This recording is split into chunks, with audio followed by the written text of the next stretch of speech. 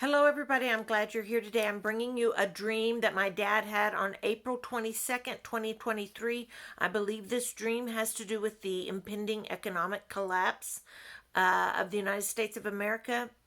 I, or at least definitely some economic difficult times due to high inflation, shortages. I'm really not sure, except I do believe it is a warning dream and that it would be prudent for us as believers or anyone else who's listening to prepare accordingly for what is ahead of us. All right, before I tell you this dream, there are two things I need, maybe three. I need to background information. One is there's another reference to furs. Uh, my dad had a dream. There used to be a Furs cafeteria, but there is Furrs in Amarillo, Lubbock, Texas. There also used to be a Furs grocery store. So that is what this is referring to. I'm not sure what furs is meaning, maybe furrow, but anyway, that is that reference point in this dream. Also, another reference point, my dad used to work for Sears as a architect, and so there used to be a Sears candy counter. For those of you who might can remember that, it was a candy department, and you could say, I used to, because my dad worked there. We would go pick him up at the store sometimes, and he would give me a quarter, and he would say, you can go buy some candy. So I would give it to the person behind the candy counter and ask for a quarter's worth of malt balls. That was my candy of choice, still is, but anyway, there's a reference to the candy department, the candy store. They would actually scoop the candy out and weigh it first, and then lift the scale up and put it in a sack for you. That's how it went down. So that there's a reference to the candy department in this dream. Also, there seemed to be one more thing. My sister and I are in this dream. We're young, little girls. So anyway, we'll let that go. I think that's all the major references. Let's get right to it. Here's the dream I'm going to bring to you. All right, April 22nd, 2023. My dad was on a highway and it was raining and there was traffic and the windshield wipers were on high. He was concerned about rising water and he was afraid the vehicle would break down or drown out. Like the water would get so high, it would drown out the vehicle. He got a call from my mom to go by the grocery store first and get a gallon of milk on the way home. My dad said to himself, I've got to take the correct turn to go to the Furs grocery store. And so he made a turn, but the rain made it so hard to see he couldn't find the store. So he thought he should have been able to find it after enough time went by. He was like, I should have been there by now. But he made a right turn and he saw the sign 50th Street, 50th Street. And at that point, the rain stopped. And my dad thought, oh yeah, Furs is on 50th Street. And he felt like he was in the right spot at that moment. As he drove on the highway, before he got to the store, it even became slick, icy. He slid around a little bit. But he was able, and he went over some hills and he was able to get to the store. Now, he went in and he went all the way to the back wall for the dairy, and he went and got the milk. There was no one, hardly anyone in the store. There were no workers in the store. And when he got to the milk case, it was completely empty except for 1 or 2 gallons of milk, and maybe 3. And maybe a half gallon, not many, 2 or 3 jugs of milk. Now, he reached in to grab the first gallon of milk, and it was whole milk, had the red lid on it, and he pulled it out, and there was a little girl that came up behind him and said, I need a gallon of milk, and I can't reach it. So my dad said, here, take this, and he gave it to her. Then a man came and said, I need a gallon of milk. And my dad reached in real high on the top shelf and got the man a milk and gave him one. And there was like one milk left. And so my dad all of a sudden uh, noticed that there were people everywhere wanting milk, gathering in line for the milk. There was only 1 gallon left, and my dad could barely reach it, but he reached in and was able to get it, and he went through the people. There were just people just waiting for milk, but not enough milk for the people. So he went up to go check out at the front of the store, and as he was going out, he saw a peanut patty, candied peanut patty that was just this beautiful red pink, perfect, fresh, beautifully wrapped in cellophane peanut patty. He took it and put it in his pocket, went up to the front of the store. Before he got to the front of the store to check out, he passed the candy department, like at the old Sears store. And he was looking at all the candies that were in the bins, and there was one bin that was just full of crumbles. It was just crumbs of candy. And my dad said, "Are those free?" And the woman behind the counter said, "Yes, for a small price."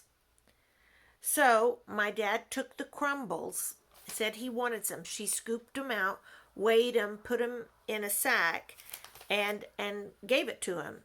And so he took it up to the counter, and he had his candy. He took his peanut patty out of his pocket, and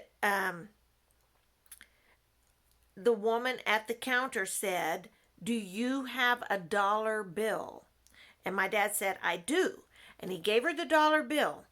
And she took the dollar bill, y'all. She took the dollar bill and laid it flat on the counter. And then she took the bag of crumbles and just shook them out upon the dollar bill. So this dollar bill's on the counter and this candy crumbles are on the top. And then she went and got white ice cream, vanilla ice cream, and she put drops of vanilla ice cream all around the edges of the dollar bill while it was on the counter, on the edge of the dollar bill. So the dollar bill's laying there, crumbles in the middle, dots of ice cream around it. My dad wasn't sure what to do with it, but as best he could, he picked it up, kind of like a tortilla, and tried to, keep it from running off. He was doing his best to taste it, but it was kind of hard to do. He then left the store and he was going home. And to get home, he had to descend a metal ladder. And as he was descending, he was holding the milk. He didn't have the candy dollar at that point. He was trying to hold the milk, trying to hold onto the ladder. And he looked down and he saw my sister and I at the bottom of the ladder. And we were little girls. And we were trying to climb the ladder. And he kept saying, "No, no, no, no, get off. It's too dangerous. Don't get up here. Don't climb the ladder. Get down." And when he finally got down, and my sister and I were standing there, and he had the dollar then, the dollar bill with the ice cream and the crumbles, and he gave it to us. Kind of like it was candy that he'd brought home, but it was weird. So that was the end of the dream. Now, I don't know every element of this dream and what it means, but here's some of my thoughts. First of all, he was on a highway, so I think he was on the higher road. Anytime, I think that's indicative of, I think the first part of the dream is indicative of believers who are taking the high road, the God's high road. There's going to be some difficult times ahead. Storms, rain, it's going to be hard to see the windshield wipers, but we need to keep the faith. and just keep going. It may even get slick, and it may feel like we're sliding around, but we are on the firm foundation of God. I think that's what that means. Now, I'll just shoot straight with you. I don't know what all these elements mean in this dream, but I do think that begins with that. The second thing, I don't know what first grocery store means. Anyone who has a thought on that, please bring it to the channel so we can all pray about it and see what the Spirit says. He made a right turn. At the point he got on 50th Street, the rain stopped. I'm not sure what that means. I think possibly the 50th Street might refer to the 50 United States of America. I think that's a real possibility. I don't know why he went over hills either, because we don't have hills here. It's flat. So that's interesting, other than there's going to be ups and downs. Now, I think the whole milk scenario had to do with shortages. I don't know what the little girl represents. I don't know what that man represents. Other than it might mean that as believers, it is our job to try to provide the milk of the what sustenance, and what really sustains us is the Word of God. Being spiritually sustained is always more important than anything else. So I wonder if that's what that represents. I don't know why a girl and why a man. If y'all are inspired on that count, please tell me. Now then, moving right along, when he left, there were people there. There may be more people than there is. I don't know if that's literal. I think it might mean literal shortages. I also think there may be a spiritual connotation, but I don't have it firm in my mind. When he got through, I think when he got the peanut patty, and y'all, for us, I don't know if y'all have peanut patties anywhere else in the United States, but they're like stinking good. But you can get stale ones that are not good. So to find a really fresh one that's a really good color, that, I mean, it's fake color. It's not even real. But the candy part of it, when it's really red, it looks good.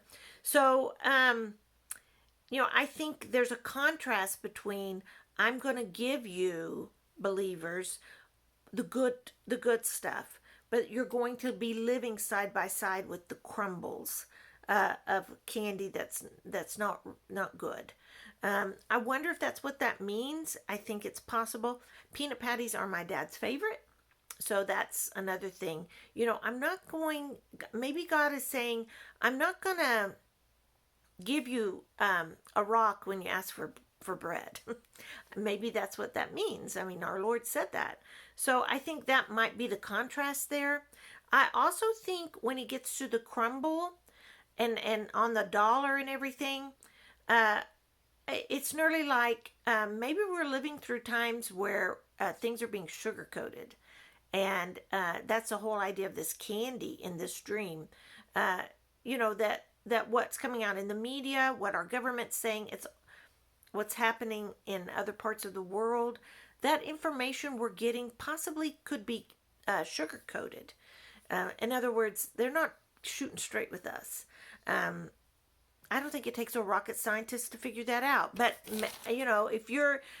but truly, when you hear the dribble coming through mainstream media, you kind of think it's like nasty candy. But anyway, I think that might be what it means. The idea of it's crumbling, that it's crumbled.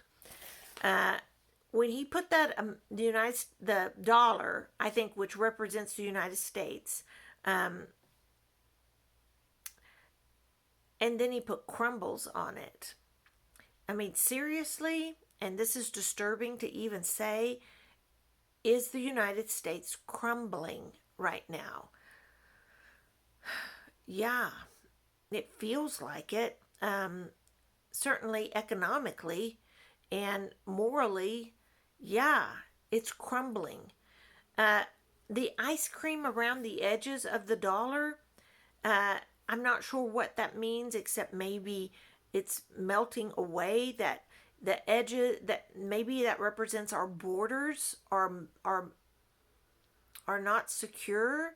Duh. But I mean, maybe that's what the ice cream means on it.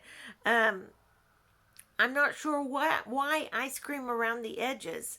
Ice cream's made with milk. I just thought about it. We had milk at the beginning, um, ice cream at the end. Uh, I mean, that's it. Kind of interesting. Not sure that is connected, but just kind of had that feel all of a sudden. Uh, so I do think that's. I think the representation is the United States is crumbling. The dollar is crumbling. The fact that he has to take a ladder and he goes down to go home. Um, Things are going down. Uh, and when you're trying to balance on a ladder carrying a gallon of milk, I mean, it's going to not feel secure for us, for a lot of people.